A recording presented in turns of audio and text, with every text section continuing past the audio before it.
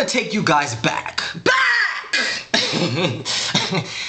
I want to take you guys back to September the 27th, 2013. No, I'm sorry. I want to take you back to the 26th. It was a Wednesday. And I was scrolling through Instagram, you know, like I normally do, at least like 2 or 3 times out of a day. And I had come across a picture that was posted by my media bro, Mr. Derek L. Briggs of ADTV. He had posted a photo, and there were 3 guys standing in the picture. They were up against like a wall or some type of background and backdrop. Now the picture wasn't tagged. It wasn't, you know, nobody's names were labeled underneath the photo. It was just the pic, and it was 3 guys. And I happened to find the one that was standing on the far left very attractive. So of course, as I normally would, because you guys know that I'm not shy or timid or feel some kind of way about giving other men credit where credit is due. So I wrote on the photo, like, the guy on the far left is really handsome, or the guy standing to the far left is really attractive. Like, I said something like that, something along those lines, and I never thought anything else of it. I had not ever seen the guys before. I didn't know who they were. You know, I just kind of like was looking, and I kept going, liking other pictures for the other individuals who I follow. 2 days later, it was Friday, September the 28th. I had gone to the movies with one of my very close friends, Jamal. We had gone downtown, we went shopping for shoes for him, and we had drinks. This particular day, my car was parked at the Mount Washington light rail stop because I wanted to just like not have to worry about traffic and go into the city. So I had to, of course, take the same way back home, the light rail. So I'm like tipsy, I'd had drinks, I'd seen a movie, spent time with one of my good friends. So my spirits were like up. You know, one of those really nice warm nights. We were transitioning between summer and fall, like no coat on. You're feeling kind of buzzed, you feel good. So I get home and I lay down. And I'm on Instagram and I see that the dude had started following me. The same guy who I had acknowledged as being handsome or attractive on Derek's page. I noticed this dude started following me, and I was like, oh wow. Now, you know, because I'm buzzed and I'm kind of just like not necessarily in character, I decide to do something that I know my other male friends have done and it's been successful for them.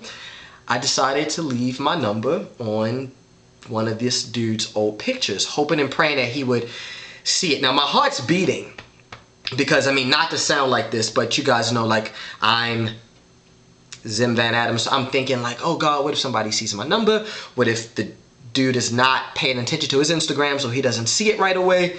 But I did it. I did it. I left my number on one of his old pictures, and literally like 2 minutes later he texts me, and I knew it was him because it was a long distance number. It wasn't programmed in my phone, and I'm thinking like it's now 11 o'clock at night. It may have been about 12, and so I figured it was him. I text him back. I'm like, you know, is this such and such? And he was just like, yeah. And I'm like, did you delete my number? And he's like, yeah. And I'm like, thank you. So we're texting. We're texting and texting and texting, and we're probably like 20 minutes into the conversation when he's like, he says to me, you know, can we talk on the phone? Now, those of you who know me, those of you who have ever existed in my life at any point in time know I do not like talking on the phone. I prefer to text. I probably haven't had a long conversation on the phone with somebody who wasn't necessarily business related or who wasn't calling me for a significant purpose.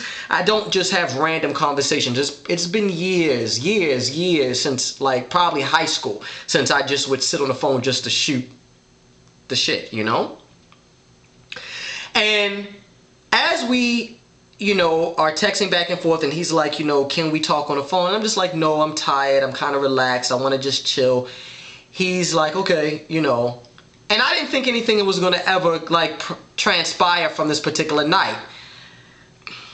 I go to bed or I fall asleep. I think same thing for him. Next morning I get up and we actually do talk on the phone. You know, we are talking, and I, you know, am loving his voice. Like, the voice matches up to, you know, the photos. He just really impressed me very early on. I mean, I can't remember specifically what we were talking about, but you know, when you're engaging with someone, whether they are a conversationalist, and this young man definitely was, you know, and I was very impressed by it. But he had to get dressed because he was going to brunch with one of his friends. And so before he went to brunch, he sent me a link to his website. So I go on his website, and it's Saturday now, the 29th of September. Usually I would be at the gym. You know, I would be on my way to the gym because it's like probably 8 or 9 o'clock. I spent the next 5 hours like going through this young man's website, like reading all of his work, reading things, journals, articles he had posted, his commentary about his travels and experiences. Like, I was really engrossed, and it's very rare that I meet anybody who just captivates my attention to the point where I spent like 5 hours, like literally on a Saturday, just reading his material, because he's a writer. And at this point, it's like, as I'm reading his work, as I'm watching certain stuff that he had recorded, as all this is posted on his website, I began to feel like a connection to him. Like, I literally was feeling a connection to this young man, because it was like I could see myself when I was 25, 26 years old in the material that he had created, that he had written. I could see myself. I could see parallel experiences, and I was so taken aback. Like, I was so taken aback.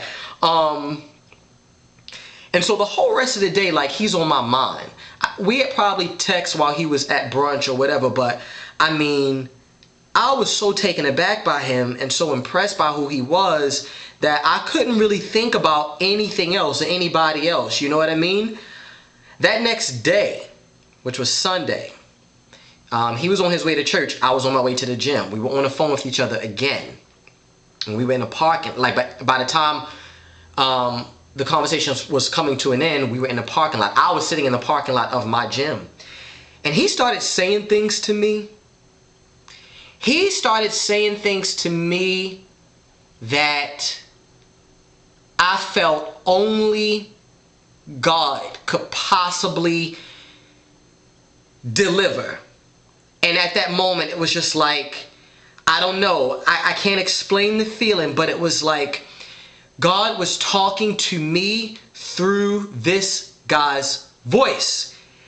And I broke down like boo-hooing. I mean, he can tell you, like, I was boo-hooing. I was just like thanking God, like, thank you, because I just felt like, you know, for so long, and for those of you who watched my last video, like 30 and over but under construction, you all know what I've been going through and what I've been dealing with and experiencing, and I just really felt like God was talking to me through this young man, through this guy, and it was like this just, it was such a spiritual moment, and I'm crying. I mean, heavy, ugly, boo-hoo, God, thank you, like I am. It was wild, and I had not purged like that since probably around my birthday, so like February of this year. It was something. And so we probably stayed on the phone maybe about 15, 20 minutes after I got myself together. He went to church. I still went to the gym and worked out. But of course, I thought about him the whole rest of the day. I'm thinking about this moment that had just happened. You know, it was just so unreal. That night, he and I talked on the phone for like 6 hours. And I'm not exaggerating. Like, we were on the phone with each other for 6 hours talking about his life, his experiences growing up, things he had dealt with in, you know, his late teens, early 20s. I was sharing with him tidbits of my life. We were talking about just like philosophy and theory and love and so much. And so by the time we got off the phone, we were joking with each other like, oh, we've got to get married now. Like, you know, you're my husband. And it was just, it was so comfortable. It was like such a comfortable, loving experience. I had not had anything like that in such a long time. So it's like I met this guy on a Friday night. By Sunday night, we were on the phone with each other for 6 hours. Mind you, I don't talk on the phone. I don't have that type of engaging relations. I mean, usually when I'm dating somebody or whatever, it's more face-to-face or texting, like just to talk on the phone. Now this guy lives in New York, I'm here in Baltimore. So of course we're both, I guess, at this point not really knowing or figuring like what this is, because it's like, wow, like, you know, but I was definitely more into it than he was. Like I felt connected to him. So that next week, we're now into the first week of October, like I'm leaving little comments underneath of his Instagram pics. I'm now like changing my gym schedule around so that when he would get off of work at 6:30 and get home after like Bible study, whatever it is that he would do, that I was available, you know, because now I'm into like talking on the phone. So I wanted to like talk to him like that. I didn't care about anything else. I would, you know, not watch my television shows at times just so that he and I could like talk to each other for like hours and hours and hours. I don't eat on the phone. I do not eat my dinner while talking on the phone. I was eating on the phone. He never even knew it. Like I was breaking out of my comfort zone consciously because that's how fascinated I was with him. And I was telling some of my friends about it, and they were kind of like, wow, like what is this? Because, you know, they're not used to seeing me that engaged or excited about anybody. It got to the point where the dude was just like, you know, I would appreciate it if you not leave your comments underneath of my Instagram pics. And I was just like, well, you know, like, well, why not? And he's like, well, you know, Zim, it's too soon. We just met each other. You don't know where this is going. I haven't told my mother about you. He's like, you know, and, you know, people, if they think we're talking to mess with each other, then they're going to try to like come at you harder, or they're going to come at me hard. And, you know, I kind of respected it. I did feel some kind of way, honestly, but I was like, you know, he's right. Like, you know, we just kind of met and I really need to tone myself down a bit. But it was hard because I was into him. Like, I really liked him. So, and I don't like anybody. My friends will tell you I don't like anybody, but I was into this dude, you know? He was supposed to come down here. This was down the second week in October. He was supposed to come down here for the weekend to spend time with one of his friends. He was coming to Maryland, Silver Spring, Maryland, which is only 30-40 minutes away from me. And I was like, wow, you're coming down. I was like, this would be the perfect time for us to meet. You know, he really likes Starbucks. So I was like, you know, let's meet up at the Starbucks in the center of Silver Spring for about an hour, you know, so we can meet face to face, whatever. And he said no, just like that, like no. And I was like, well, I said, well, why not? He's like, why would I leave my friend? Why would I leave her to come meet up with you for an hour? That's rude. That's disrespectful. He was just like, I'm not going to do that. And I was like, well, bring her along. He's like, Zim, the first time I meet you in person, the first time I meet you face to face, it's not going to be with one of my friends. And so, of course, I was taken aback by it, because whenever I go out of town to spend time with a friend or an associate, they never have had a problem with me leaving to go and chill with another one of my friends or another one of our associates. Even if they don't know these particular people, it's never been an issue.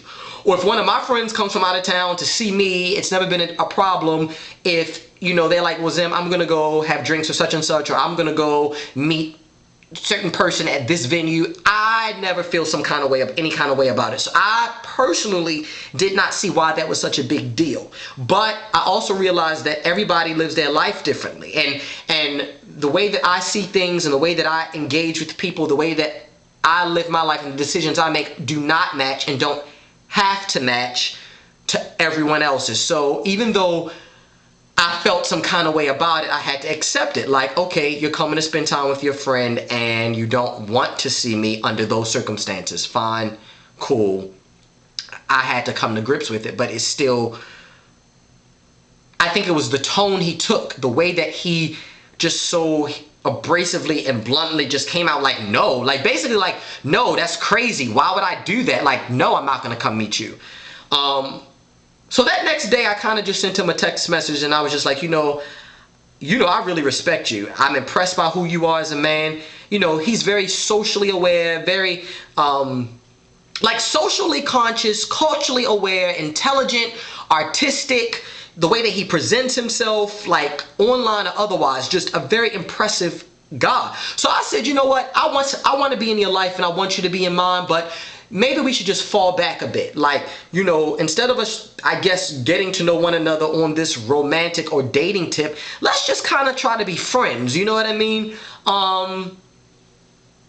And this was that Monday. So now we're in the 3rd week of October.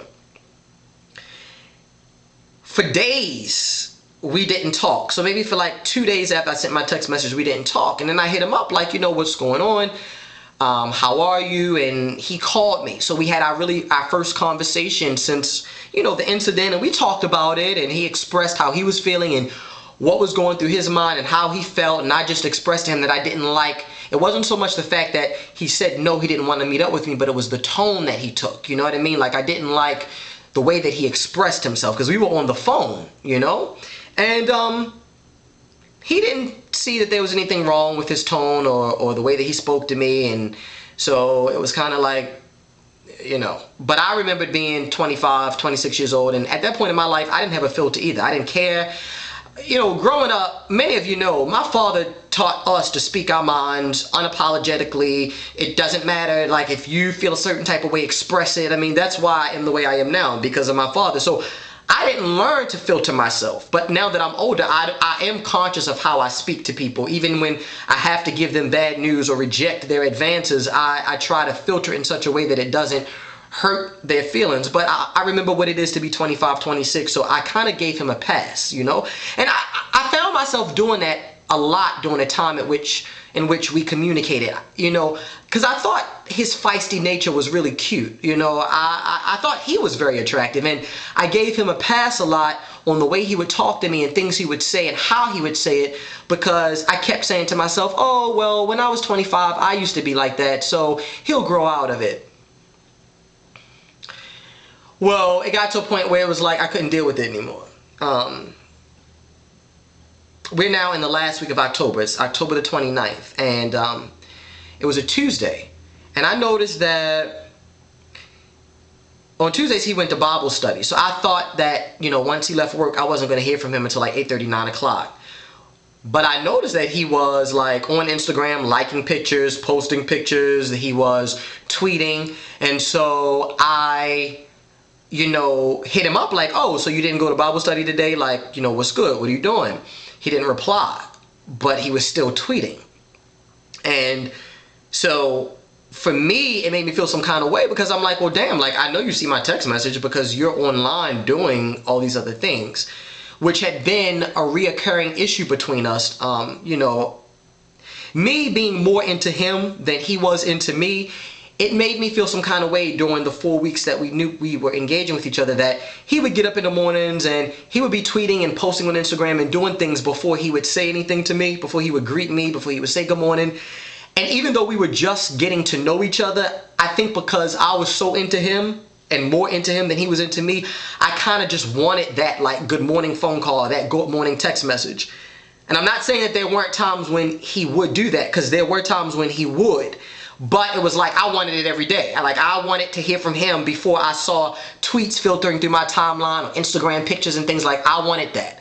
And he would tell me all the time, like, Zim, you're a little bit too intense. Like, you need to mellow out. You need to chill out. Like, this is overwhelming for me. And I tried at times to like fall back and kind of let him be his own man and let things just naturally configure so that he could work me into his life. But because this is somebody who was very artistic, I had never, or it had been a long time since I had met someone like this, because I was so attracted to him, just already feeling a spiritual connection, like having broken down in tears because of things he had said to me. I mean, I just like, my spirit, my soul, I think was just thirsty for more of whoever this person is or was and what he had for my life. And I was craving it. I don't even know anymore whether it was romantic or sexual.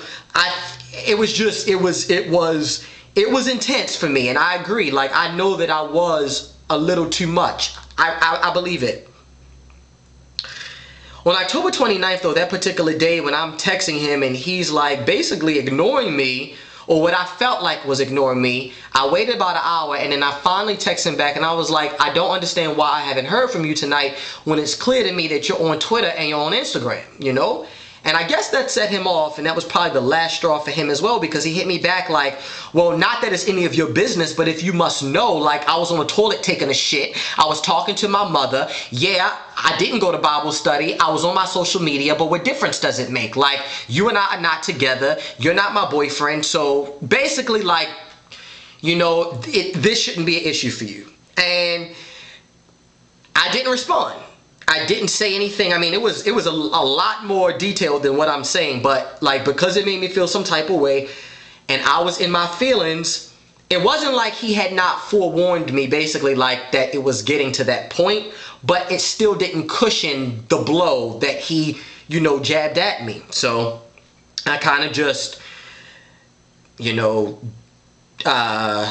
disconnected him from all of my social media, disconnected myself from all of his social media, because I realized that at this point things had gotten so rocky that it was going to ruin the way that I looked at him and perceived him if I kept going on, and it was definitely going to ruin his perception of me if things kept going. So I just decided to fall back altogether.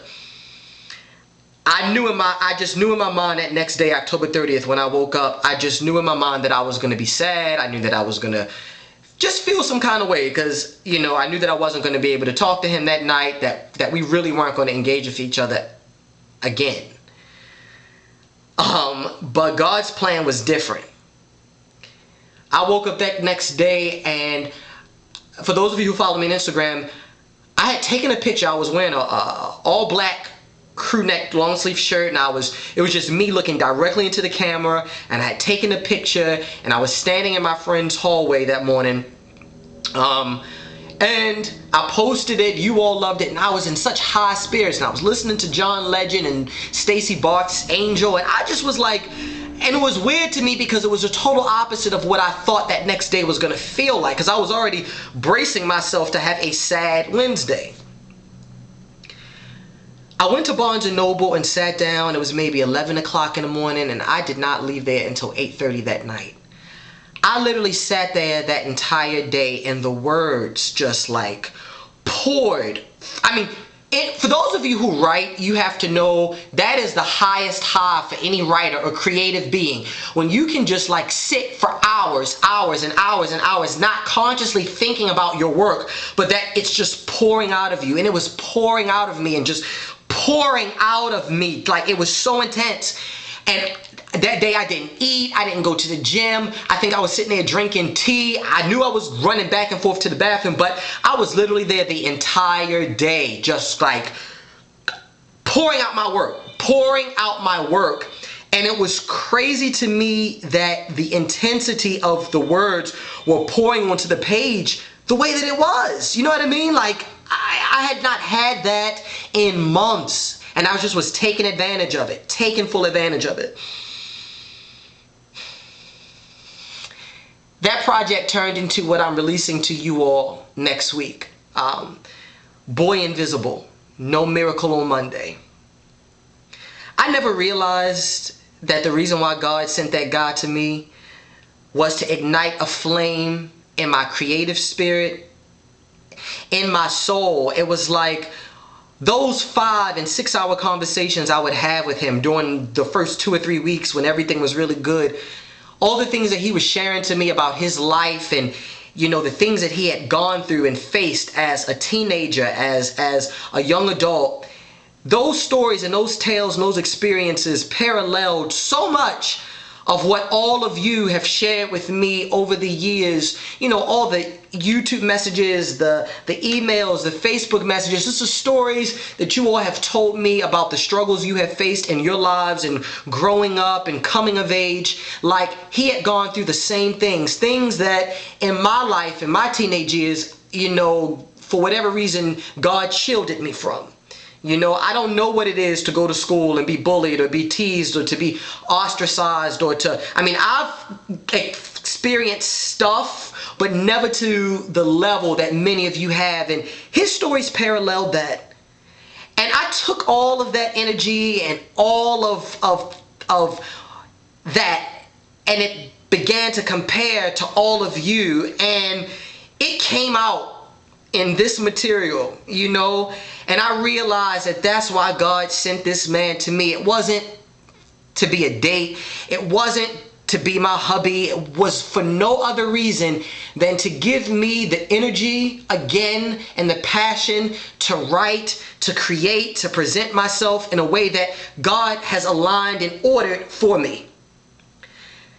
You know, I feel like sometimes in life we meet people, and if things don't work out with them romantically, we're like, oh, I wish I hadn't wasted my time, or I shouldn't have done this, or I shouldn't have done that. But it's like sometimes you have to know when the Lord sends people to you, it's not always for the reason that we planned it to be. You sometimes have to surrender and realize that God sent this person to you to deliver a different message, a lesson, an idea, to reinforce a concept that maybe God had put in front of you before, but you had missed it. And I know now the reason why this guy entered my life on September 28th, and then God pulled him from me October the 29th.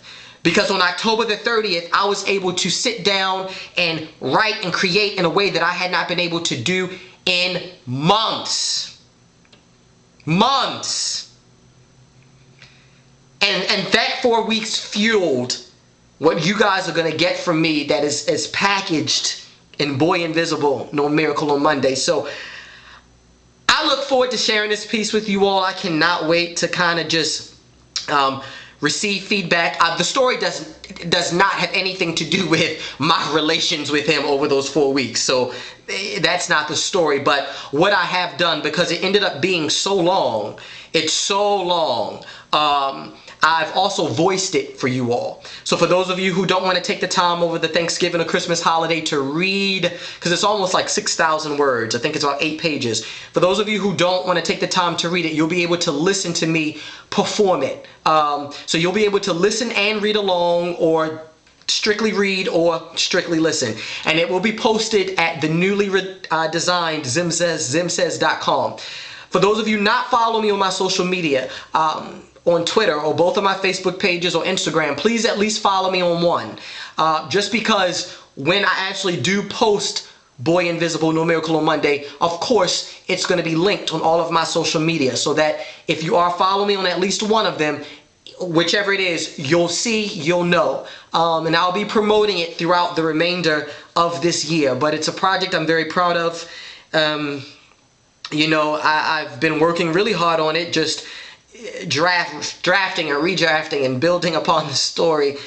And I hope that even if you can't relate to the characters, or you don't pull the message from it that I try to make clear, that you will share it with your associates, you will share it with your friends, you'll share it with your partners, your loved ones, and that at least one person in the world will be touched by what it is that I'm trying to say, and what it is that I'm trying to reveal.